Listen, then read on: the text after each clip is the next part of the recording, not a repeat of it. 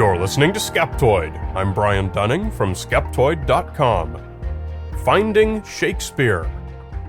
As any historical text on the subject will tell you, William Shakespeare was born in Stratford-upon-Avon in England, probably in 1564, and died in his hometown in 1616. He married and raised 3 children and had a successful career in theater in London. So successful, in fact, that he was memorialized in effigy in the cathedral in Stratford-upon-Avon and even in London's own Westminster Abbey. The reason for this success is what you'll find in virtually any literary history, that Shakespeare is widely considered to be the finest playwright who ever lived, in any language, in any era. The Bard of Avon, as he came to be known during his life, overcame his ordinary middle-class station and relative lack of formal education to compete with the finest noble playwrights of the day, and eventually trumped them all. His is a fine story itself, a tale of great personal accomplishment, where talent and perseverance won out over the snobby high-class competitors in the Elizabethan court. And during his life, few denied him the credit he was due.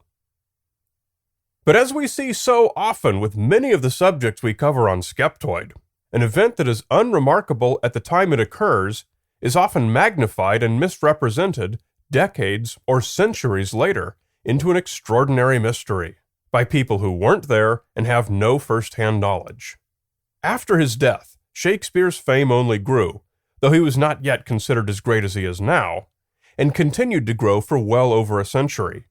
In fact, it wasn't until the late 1800s, generations after Shakespeare died, that a few fringe authors began raising the specter of doubt over whether the bard was indeed the author of the works attributed to him, or whether he was perhaps only the public face of the true author, whose identity remains a secret. The theories are many and varied. In some, an aristocrat is said to have written Shakespeare's works under a pseudonym because it was inappropriate for men of their rank to engage in commercial writing endeavors. In others, more educated authors are believed to have written the works because of the many references to high society and the royal court that they believe Shakespeare, who was of the merchant class, would not have known about. Still others raise the possibility that Shakespeare the actor from Stratford-upon-Avon may have simply coincidentally had the same name as Shakespeare the author.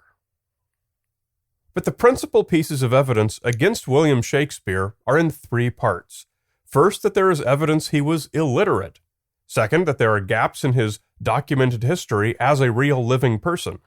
And third, the questions of his education and social status. Shakespeare's presumed illiteracy is supported by scant evidence.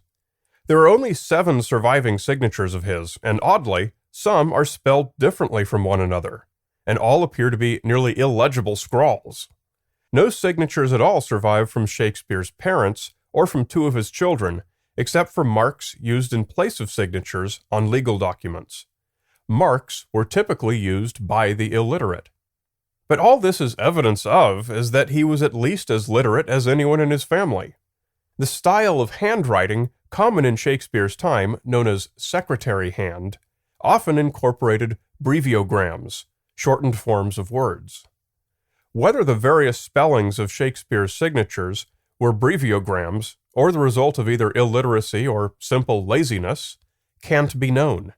It does not prove that Shakespeare the man was different from Shakespeare the author. Shakespeare the man also left no correspondence. However, it turns out that this is the rule with authors of the day, not the exception. There are no original documents at all left by Christopher Marlowe, for one example, who was arguably even more famous than Shakespeare at the time. Not only is there a lack of documents by him, there is a lack of documents about him, where he went, what he did. Most scholars agree that this is not terribly unexpected.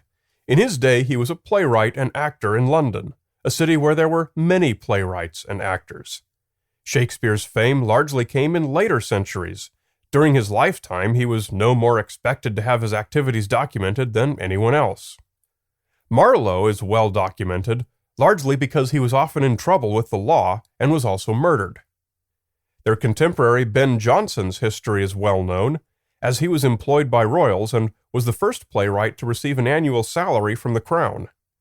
Like most of his contemporaries, Shakespeare's private life appears to have been relatively unremarkable.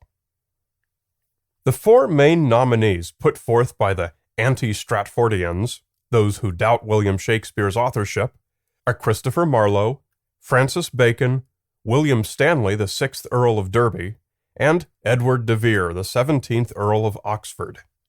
Let's take a quick look at each. We won't go into great detail because none of these are taken seriously by the overwhelming number of Shakespeare academics, but feel free to look more deeply into each on your own.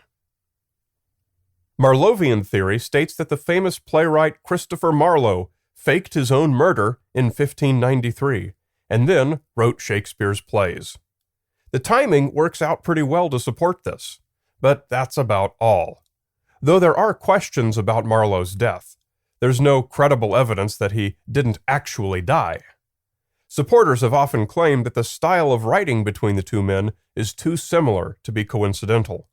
There's little doubt that Marlowe was one of Shakespeare's main influences, but we'll talk more about the style similarities in a moment. Baconian theory claims that the eminent Sir Francis Bacon wrote Shakespeare's works under a pseudonym to protect his reputation as a man of high standing. Throughout the 1800s, Bacon was the leading candidate among the anti-Stratfordians, many of whom claimed to find codes and ciphers within Shakespeare's works, wherein Bacon was trying to drop hints of his true identity. But searches for such clues are really just ex post facto rationalizations, and have never held up to serious scrutiny.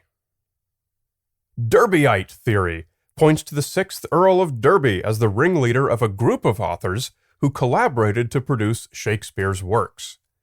The best evidence for this theory is no better than some of Shakespeare's plays seemed to parallel events in Derby's life, and the only suggestion for a motive that I've found is that Derby's family was a possible claimant to the English throne, so he felt it best to avoid politics and devote himself to cultural pursuits. Beyond a few 19th and early 20th century authors, few have taken Derbyite theory seriously. This brings us to the claim that has survived all the others, Oxfordian theory, promoting Edward de Vere, the 17th Earl of Oxford, as the true author. It was first proposed some 300 years after Shakespeare's death, by authors noting circumstantial evidence, such as the Oxford's association with the theater and wealthy patrons. Some did speak well of de Vere's skill at poetry, but others have pointed out that reviewers might well be expected to give exaggerated praise to wealthy and respected men. Oxfordian theory has survived long enough that the 2011 movie Anonymous gives it as fact, much in the way that Amadeus promoted the untrue legend that Salieri murdered Mozart. It's well known that de Vere's family did participate in the publication of Shakespeare's works after his death, called the First Folio. But as evidence, this is only as convincing as suggesting that Stephen King's publisher must be the true author of his books. There's no evidence, only a supposition. And this is really the best way to encompass all of the evidence that someone other than Shakespeare wrote his works. Supposition. Logically, it's the same as 9/11 conspiracy theories. Look at some event or relationship a certain way, and it's always possible to find some circumstance to be consistent with just about any invented theory you like. But consistent with does not mean evidence of. There's one lesson that in particular has always stuck with me from my days studying screenwriting at UCLA. I don't know the actual quote or its source, but the story told by one of my instructors was that composing a play is like building a Frankenstein monster. He can teach you all of the anatomy, what connects to what, how to implant the brain, how all the pieces go together, what are all the dramatic elements of a good story. But the one thing he can't teach is the bolt of lightning that makes it all come to life. That lightning is the native genius of the author. You either have it or you don't. There are composers who study their entire lives and go to the best schools, but they will never be Mozart. Edward de Vere may have gone to Oxford and Cambridge, and have been as well practiced as any poet on the planet. And William Shakespeare may have come from a small town with only a basic public education. But that spark of lightning was born to one and not to the other. Study and practice can improve your work, but it cannot create true genius. The work attributed to William Shakespeare is the product of true genius, not the product of education and social rank. But let us not speculate. It turns out that technology finally did evolve to the point where we've been able to conclusively exclude all of these nominees, Edward de Vere, the Earl of Oxford included, as having written Shakespeare's works. Computational stylistics is a branch of computer science in which a literary fingerprint can be determined for any author, based on computational analysis of his writing. As detailed in their 2009 book, Shakespeare, Computers, and the Mystery of Authorship, Professors Arthur Kinney and Hugh Craig proved during their 2006 research at the University of Massachusetts Amherst that Shakespeare was the author of his own works, and nobody else. These computational techniques also made it possible to determine which plays influenced which later authors, and many other subtleties that escape conventional study of the texts. Hollywood movies to the contrary, we now know for a fact that neither de Vere of Oxford nor anyone else deserves credit for William Shakespeare's life's work. And neither was the Bard of Avon likely to take such charges lightly. A stone slab covers his remains at the Holy Trinity Church in Stratford-upon-Avon, and on it is carved the following warning: "Good friend, for Jesus' sake forbear to dig the dust enclosed here.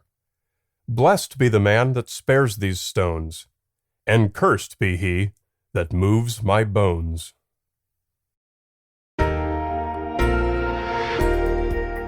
Want me to come to you? Skeptoid has fun live shows for schools, for companies, and every group in between.